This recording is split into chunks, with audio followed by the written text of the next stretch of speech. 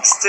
C'est un smartphone 100% haute lorsqu'il est déplié, 10,2 pouces. C'est presque la taille d'un iPad. Mais tout ça avec une finesse absolument surprenante de 3,6 mm d'épaisseur. Et on a vraiment la sensation d'avoir tout simplement une espèce de grosse feuille de papier en main. C'est assez fou. Mais ce qui est assez fou, c'est que totalement replié, ce smartphone reprend le format d'un smartphone totalement classique. Personne ne peut détecter que c'est un tripliant et surtout avec une épaisseur qui est hyper correcte. On est sur un smartphone assez épais, type Galaxy S24 Ultra ou iPhone 16 Pro Max.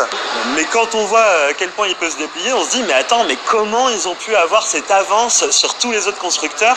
Enfin, là, Huawei, franchement, il tape très fort. Je peux vous dire comment c'était vraiment impressionnant et j'ai senti un espèce de gap en me disant attends, mais ça devrait être l'iPad du futur, ça doit être la tablette du futur. En fait, nos smartphones pourraient devenir ce genre de hybride entre tablette et smartphone, ce serait tellement agréable. La question que je me suis posée, c'est comment une batterie peut-elle tenir dans un format aussi fin? Eh bien, j'étais étonné de la fiche technique.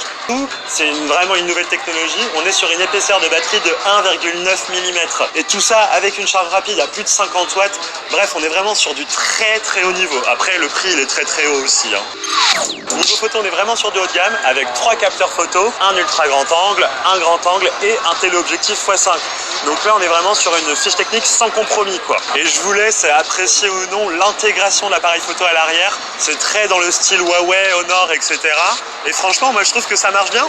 Par contre, du coup, vu la finesse du smartphone, évidemment que le module photo, il ressort beaucoup. Mais une fois plié, c'est pas si choquant par rapport à tout ce que la marque peut faire à côté, quoi.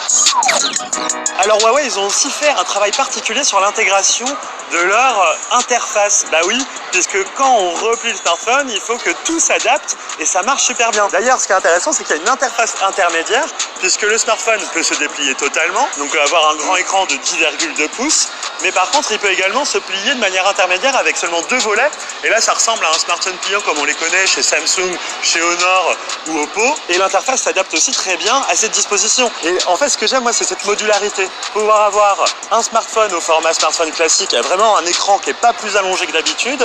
Une fois déplié un coup, on a un format type Fold, très agréable, qu'on connaît déjà, et ouais, assoit sa notoriété de marque innovante et surtout en avance sur les autres constructeurs. Toujours intéressant de voir ces espèces de petites